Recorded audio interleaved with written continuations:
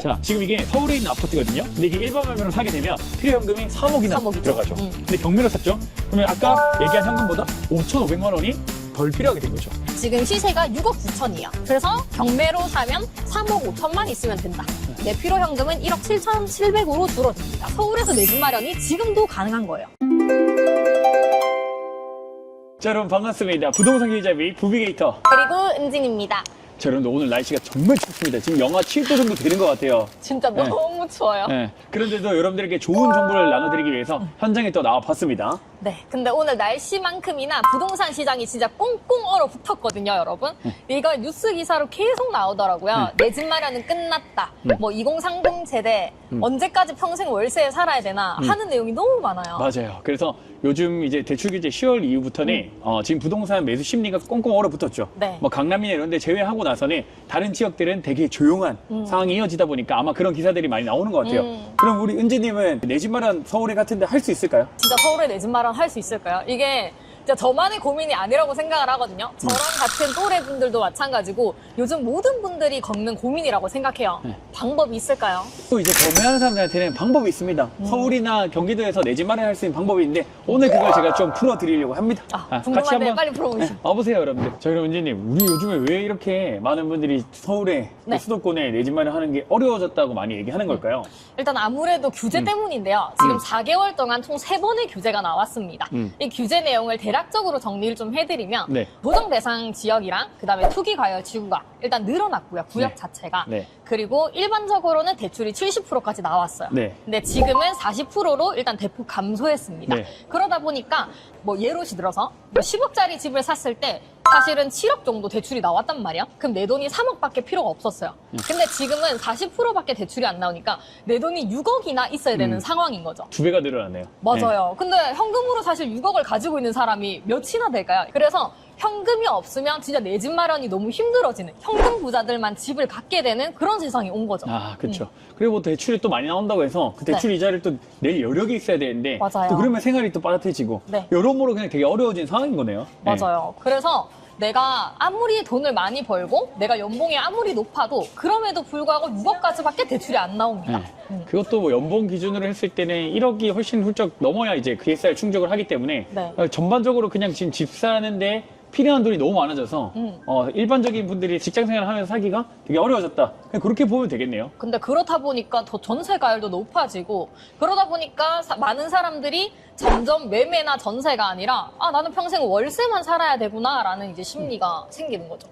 그러면 실거주를 하려면 왜 경매가 대안이 될 수 있냐? 그거를 지금부터 설명드리도록 하겠습니다. 종합하면 한 3가지 정도로 나눌 수가 있어요. 첫 번째는 현금이 덜 들어간다.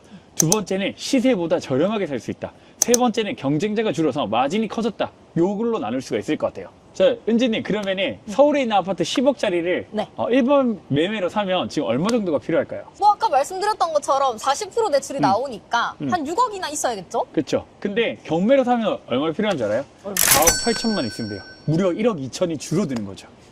왜? 자, 예를 들어 10억짜리 아파트는 그냥 그 일반 매매로 하면 그대로 10억에 사야 되니까 말 그대로 6억이 필요한 거고 그쵸. 경매로 사면 10억짜리를 8억에 사는 거예요. 8억에 40%니까 어떻게 돼요? 결국에 내가 필요한 돈은 4억 8천만 있으면 된다라는 거죠. 같은 금액만큼 대출이 나오는데 경매로는 싸게 샀으니까 그쵸. 현금이 덜 들어간다. 네, 들어가는 금액이 줄어들었다. 그렇게 표현을 할 수가 있습니다. 자, 여러분들 이걸 못 믿으실까봐 12월에 낙찰된 실제 사례를 제가 찾아왔어요. 한번 보여드릴게요. 자, 지금 이게 서울에 있는 아파트거든요. 네. 시세가 5억 1천이고 낙찰가가 4억 2천입니다. 심지어 2명밖에 들어오지 않았어요. 근데 이게 일반 매매로 사게 되면 대출이 40% 나오니까 2억 4백밖에 안 나오거든요. 네. 그러면 필요 현금이 3억이나 3억이죠. 들어가죠. 근데 경매로 샀죠. 대출 40% 나와도 1억 6,800이 대출이 나오거든요. 그럼 필요 현금이 2억 5천인 거예요. 그러면 아까 얘기한 현금보다 5,500만 원이 덜 필요하게 된 거죠. 그리고 이거를 생애 최초로 써서 70% 대출을 받게 됐다고 하면은 필요 현금이 1억 2,600. 아까 그냥 일반 매매로 산 것보다 시세보다 1억 싸게 샀는데 네. 거의 들어가는 현금은 거의 1억 7천만 원이나 덜 들어가게 되는 거죠. 그리고 여러분 이것도 하나만 보여드린다고 또 못 믿으실까봐 제가 또 하나를 더 찾아왔습니다. 이것도 똑같이 서울에 있는 아파트인데요. 지금 시세가 6억 9천이에요. 근데 이번에 낙찰을 5억 9천에 받았습니다. 그래서 일단 시세보다 한 1억 정도 저렴하게 샀죠. 근데 요거를 일반 매매로 샀을 때 원래는 대출이 40% 나온다고 가정을 했을 때 필요한 현금이 4억 1천만 원이 있어야지만 이 아파트를 매매할 수 있었어요. 근데 경매로 사게 되면 저희가 1억이나 싸게 샀기 때문에 아무래도 들어가는 현금 자체가 또 줄어드는 거예요. 그래서 경매로 사면 3억 5천만 있으면 된다. 그러면 일반 매매랑 비교했을 때 일단 내 현금이 6천이나 덜 그쵸. 들어가고, 근데 심지어 아까 부비님 말씀처럼 생초까지 활용을 한다. 생초까지 활용을 하게 되면 내 필요 현금은 1억 7,700으로 줄어듭니다. 아, 이게 진짜 경매의 마법입니다, 여러분들. 들어가는 현금 자체가 2배가 차이가 나는 거예요.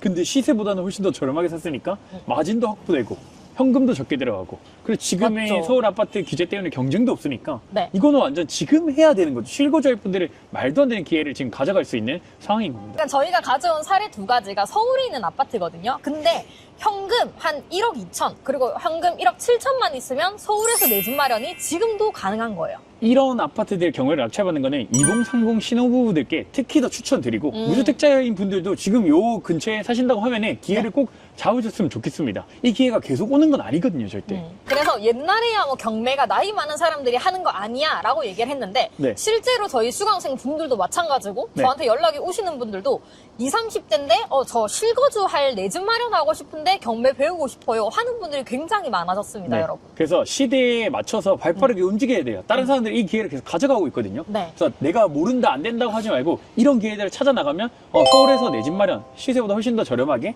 적은 금액으로도 해볼 수 있는 기회를 찾아가시라는 말입니다. 예. 그래서 이게 경매가 투자자한테만 적용이 되는 게 아니라 이제는 내 집 마련을 하고 싶은 분들에게도 방안이 될 수 있다라는 점을 꼭 기억하셨으면 좋겠습니다. 그래서 오늘 영상 여기까지 시청해주시면 너무 감사드리고요. 다음에 여러분들께 좀 더 실질적으로 도움되는 내용 찾아서 또 뵙도록 하겠습니다. 이상 부비게이터 그리고 은진이었습니다. 감사합니다. 감사합니다.